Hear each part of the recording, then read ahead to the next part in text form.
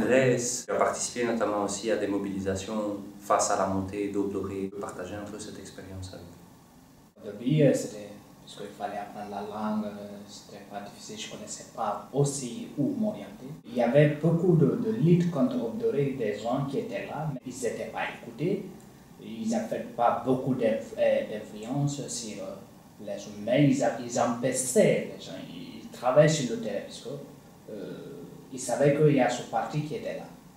Malgré le parti était minoritaire, mais il fallait se préparer avant que ça n'arrive. Donc j'ai commencé à participer à ces organismes, puisqu'il y a un quartier en Grèce, à Athènes, du nom de Exarchia, c'est le quartier le plus animé. C'est que j'avais entendu de l'endroit, j'avais un peu peur, puisque si c'est des anarchistes, au début je ne connaissais pas exactement ce qu'on entend parler d'anarchiste. Puisque moi je croyais que c'est quelqu'un qui s'en fout. Et je ne faisais pas aussi la différence entre anarchistes et fascistes, puisqu'ils s'habillent tous en noir, et les racistes et les anarchistes en même temps. Donc, j'avais un peu peur d'aller à Exarchia. J'avais un ami qui m'a invité un jour, je suis allé. J'ai regardé l'atmosphère, c'était vraiment sympa. Maintenant, ça m'a poussé, il donnait des cours aussi de grec gratuit. J'ai commencé à faire les cours de langue là-bas, et là-bas, j'ai commencé à avoir des amis. Des gens qui sont comme moi. On a les mêmes ambitions, la même vision des choses, et du coup, je suis resté. Et quand tu viens, on te dit la première des choses que les frères immigrés qui te disent, écoute, ne va pas dans ces trois quartiers, parce que quand tu vas là-bas, tu vas te faire frappé par les racistes. Ils m'ont expliqué un peu, ils m'ont demandé si je veux, je peux commencer à participer à l'AG, Assemblée Générale, et après aller informer mes frères. C'était un peu difficile. Et si tu es par exemple à la bourse ici, pour aller à Anessens, il faut prendre le bus pour aller à Ixelles, pour revenir, tu contournes plus de 4 quartiers avant d'arriver là où tu dois aller. J'ai trouvé normal d'informer mes frères le pourquoi et comment il faut éviter. Quelle action nous les immigrés on doit prendre pour ne pas que nous soyons victimes.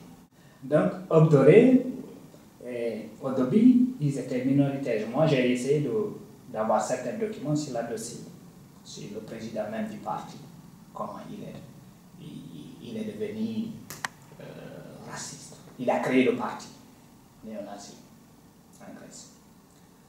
Quand j'ai vu le document, j'ai dit, mais c'est absurde ça. Je me suis dit, écoute, la prison change beaucoup les gens. Parce que ce président d'Obdoré a été en prison. Et oui, il a été en prison, puisqu'il était un soldat au départ.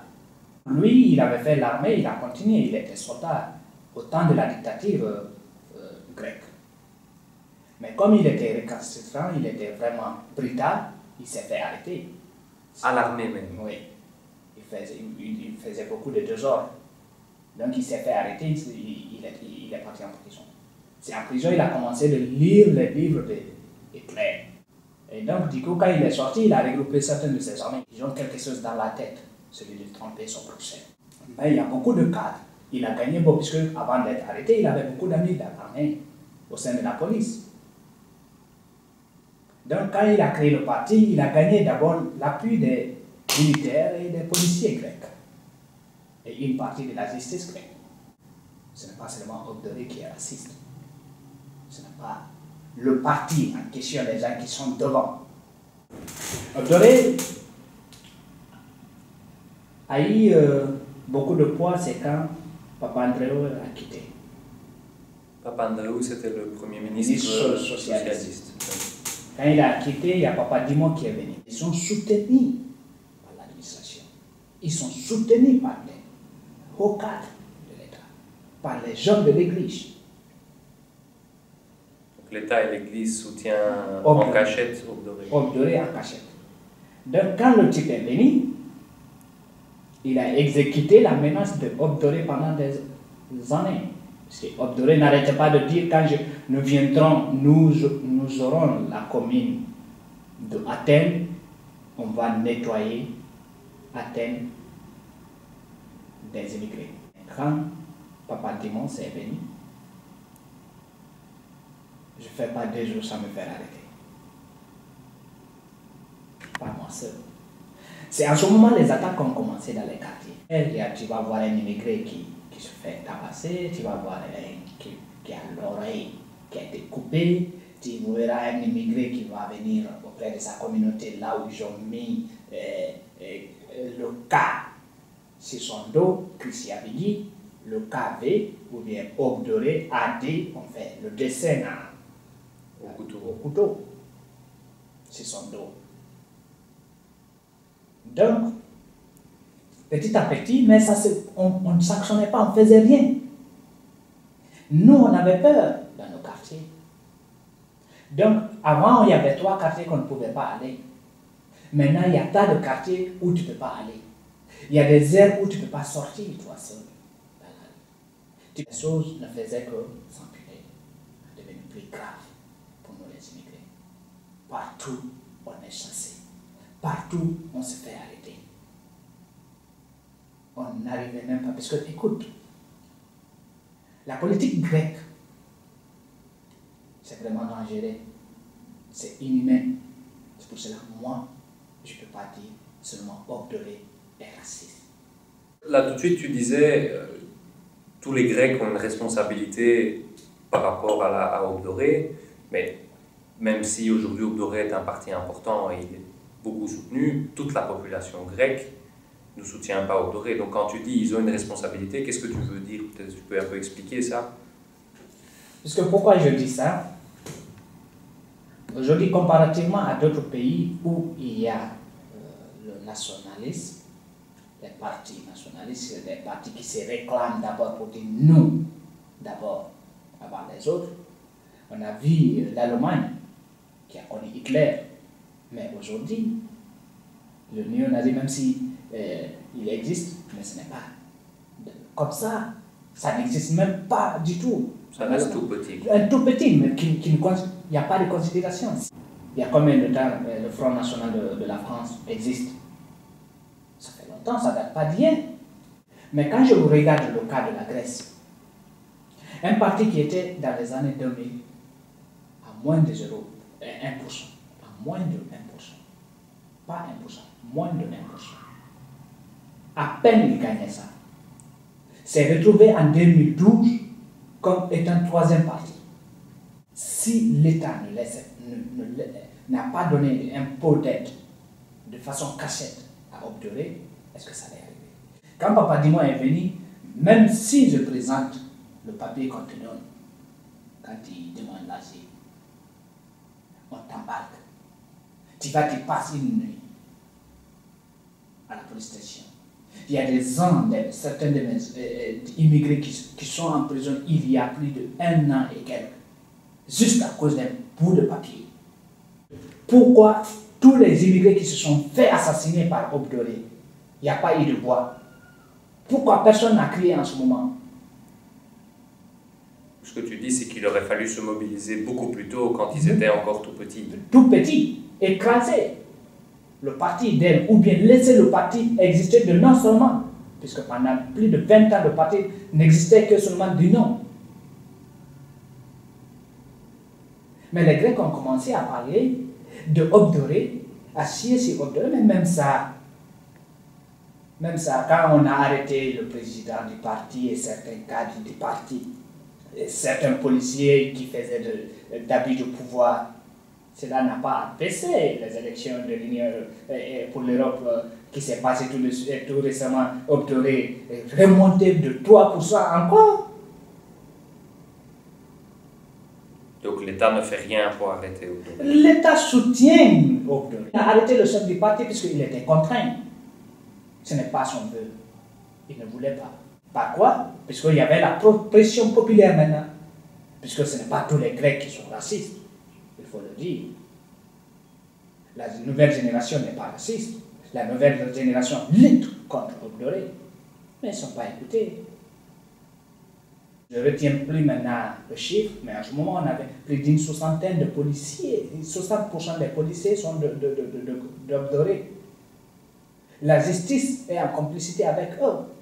Moi, ça va m'étonner que la Belgique accueille des racistes. On n'est pas raciste, on le devient. Mais la Belgique n'a pas ça. Je te le dirai pourquoi, pour quelle raison. D'abord, le Belge, on le dit, il est timide, même s'il est timide. Il faut mieux d'être timide que d'être méchant.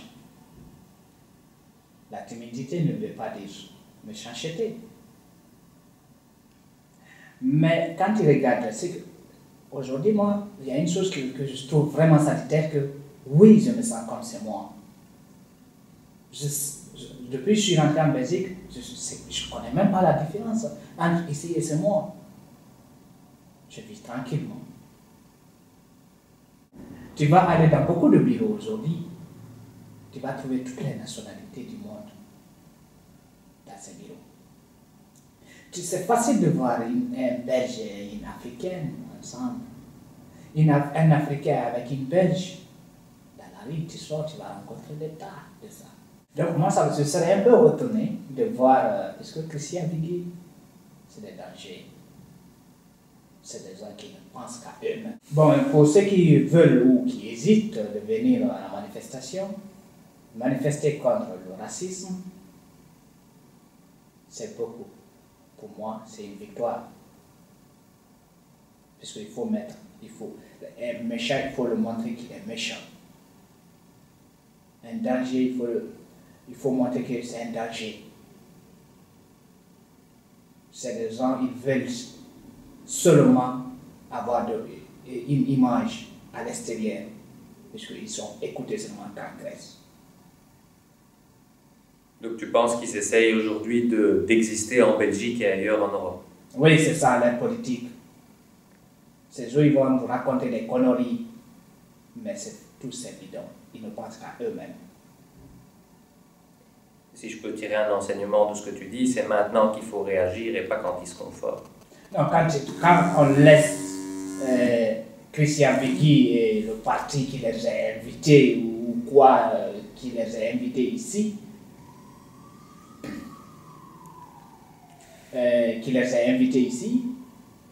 c'est des partis, moi tous les partis fascistes, c'est des gens qui ont un complexe, c'est des faibles.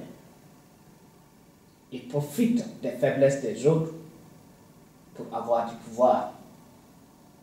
Si la Grèce n'était pas tombée dans la crise, Christian Vicky n'allait jamais exister.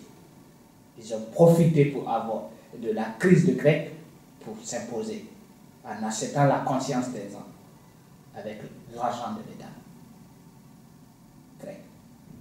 Et ici, si on ne lutte pas, si on n'essaie pas d'empêcher, un jour, le nom que la Belgique a aujourd'hui serait sali à cause de Obdoré. Normalement, la Belgique ne devrait jamais accepter d'accueillir des personnes. Je sais que la Belgique est un pays démocratique qui respecte la liberté de chacun. Ils vont laisser faire, mais il ne faut pas que ceux qui sont en bas, ce n'est pas à l'État de dire non, mais ceux qui sont en bas, il ne faut pas qu'ils acceptent ça. Ok. Un grand merci pour ton témoignage et pour ton histoire. J'espère qu'elle pourra nous permettre de lutter contre Obdoré et le fascisme ici et ailleurs.